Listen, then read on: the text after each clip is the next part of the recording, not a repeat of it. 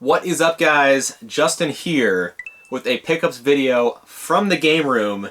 It's been a long time since I've done like a sit-down style video in here, and that's because, as most of you probably know, the game room was under construction all summer long, and now it is finally mostly complete. Might have one or two things to touch up, but if you guys want to see how it turned out, go check out my last video.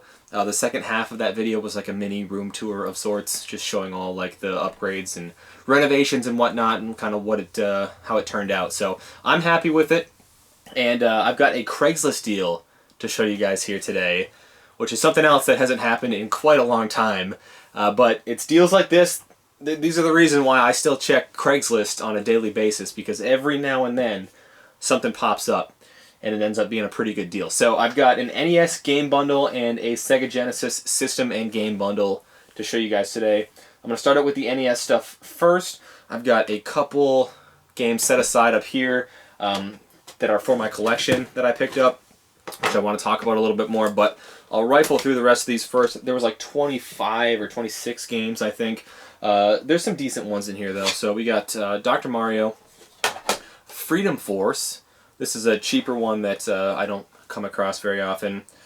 We got Gunsmoke, Gauntlet, Ninja Gaiden, Double Dragon 3, Fester's Quest, and in the next stack here we got Road Blasters, the first Double Dragon, DuckTales, Simpsons Bart vs. the Space Mutants with a decent label on that one. Ice Climber, it's another black box game I don't come across very often. Turtles 2, the arcade game. We have WWF WrestleMania, Skate or Die, Arch Rivals, Vegas Dream, Super Mario Bros. 3, and the last stack of them here before I get to the couple collection ones, we got Tetris, Super Mario Bros. Duck Hunt, Rampage, Magic Johnson Fast Break, RC Pro-Am, Knight Rider, and Bayou Billy. So that was all like the cheaper ones there. I'll move on to these couple that I'm going to talk about a little bit here, because these are both for the collection, both unlicensed games. The first one being Wally Bear and the No Gang. So this is one that I don't know a ton about. I believe, though, that this was an AVGN review from like way early on when he started doing videos, and that's everything he said in that video is about what I know about this. I believe he mentioned that this is like a anti-drug type game, which kind of makes sense, Wally Bear and the No Gang.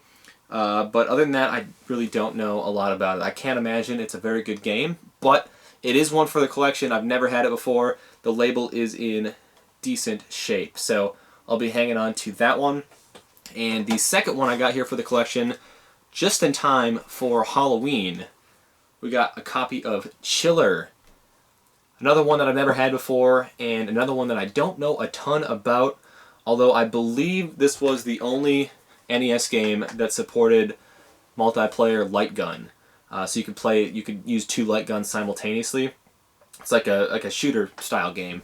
And from the gameplay I've watched, someone I'm subscribed to did a playthrough of this last week, which was like perfect because I watched it and then I ended up finding the game. And it looked pretty out there, like pretty cryptic, pretty gory, especially for like an NES game, but then again it is an unlicensed NES game, so that might explain it. But yeah, it's not in perfect shape. There's some wear on like the top spine there. And this sticker here, it looks like it must have been a rental sticker or something. It's already kind of peeling up, so that should be no problem to take off, and there's some writing and stuff here that looks like it should come off pretty easy, so I will be adding that one to the collection. I'm really happy with, the way my NES collection is coming along. This past summer has been awesome, with that big boxed NES game bundle I found at the garage sale, and some of the other like bundles that I picked up, through Facebook or whatever over the summer has really I've really been making strides on the NES collection here. So a couple new cartridges to add there. Anytime I can get an NES bundle that even has one game that I still need is a win. I think I'm up just over 600 games now, I think, for the NES. That's licensed and unlicensed. So anytime I can even find one that I need is a good thing. But to get two in one bundle was was pretty cool. So that's it for the NES games. There was a few NES accessories in here, a couple controllers, and a zapper gun, but no console for the NES, which is fine. I really don't need any more of those. So I want to move on to the Genesis stuff next. I did actually get some systems here. We got actually two Model 2 Sega Genesis systems, and I know I mentioned it before. I'm always a little bit weary when I'm buying bundles that come with two systems, because not all the time, but most of the time people didn't have two systems. The only reason they had two is if one broke or didn't work 100% or whatever. So that's kind of been my experience, when I buy doubles of systems in one deal, that most of the time one of them doesn't work fully. But then again, I've bought 4 or 5 consoles off somebody and they all work fine. So I'm crossing my fingers on those. I'm not going to show all the adapters, but there was actually 3 first-party power adapters that came with this deal. 2 RF cords, and 4 controllers, which I will show these quickly. We got 2 first-party 3-button controllers here, and then 2 6-button controllers. This one's like an off-brand Super Pad, and then this is a first-party one here, which, of course, it has to be the one that has something rattling around inside of it, but I'm hoping at least like 3 of those work. I guess I'd be happy with that. So, onto the games here. Not quite as many as the NES games, but I'll start with the loose cartridges first, and then I've got some box ones to show, and again, a couple up here that I'm saving to talk about that are for the collection, kind of, sort of. Kind of disappointing, but we'll get there. We got Sonic the Hedgehog 3, not for resale, Sonic the Hedgehog, the original, NBA Jam, Super Street Fighter 2, and Streets of Rage 2, which is actually a not-for-resale cartridge, which I think I've had it before, and I'm pretty sure I probably asked the same question the last time I picked this up. But if anyone can tell me why this was a not-for-resale, what this came packed with, I think there might have been a system bundle that came packed in with Streets of Rage 2. It just seemed kind of an odd packing to me, but I believe there might have been. Someone can drop a comment and confirm or deny that for me. Let me know what this originally came with. That was it for the loose cartridges there, so get into the box stuff here. So we have a Super Street Fighter 2, which is in there. So yeah, I guess there was 2 of them with this deal. This one is complete. Manual is pretty worked on it, but I believe I already have that for the collection. Sonic the Hedgehog 2, Tommy Lasorda Baseball, Pebble Beach Golf Links, and NCAA Football. So nothing too special there, but these last 2 here I do want to talk about for a minute. I'm going to show them both at the same time, and then we'll talk about them a bit. We got Ranger X and Wonder Boy in Monster World.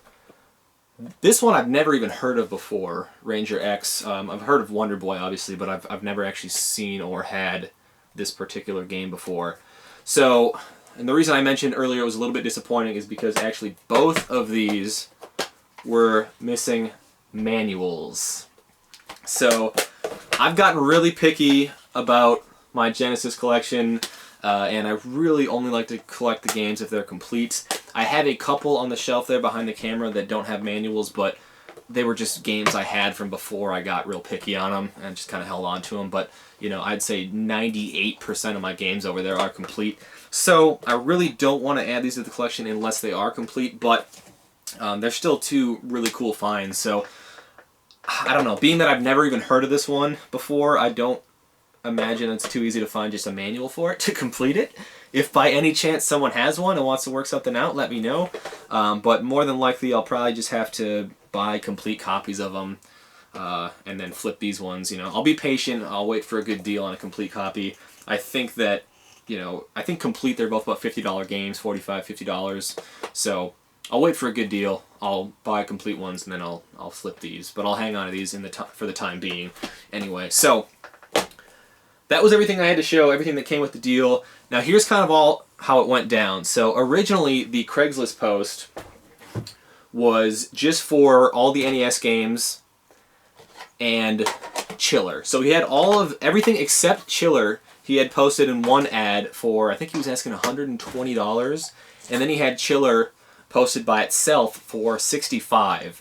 And I thought the guy was like a collector or something because he actually had price charting links in the description of the Craigslist post. And all the prices were naturally like spot on or whatever. So I sent him a message though. I shot him an offer. I told him I'd give him $80 for his NES bundle, and I'd give him another $45 I think I offered for Chiller. So it would have been like $125 total. He kind of just gave me like, you know, oh, no thanks or whatever. But I held my ground because being that it was a Craigslist post, I was like, hardly anyone is going to see this. If he would have posted this up on Facebook, he would have had tons of messages on it, and he probably would have got that asking price. But because it was on Craigslist, I was like, you know what, I'm just going to give it a while, and I'll see if he changes his mind. Sure enough, a week later, he messaged me and said, hey, you know, if your offer's still good, I'm looking to sell those NES games. And I said, yeah, sure. And that's when he told me that he had the Genesis stuff, and kind of gave me a bundle price of $200 for everything that he had. So I was kind of taking a gamble on these because normally if I'm spending that kind of money getting stuff for the collection, I would have asked for more pictures or, you know, if the games were complete. But once he said 200, it kind of led me to believe that he had not actually like price charted the Genesis games, because even if he knew to look them up without manuals, he still probably would have saw that these are, you know, $30, $35, maybe $40 each just for cartridge and box. So I didn't want to press my luck and ask him for more pictures of these or whatever. I decided just to take a shot, pay the $200, and hope they were complete.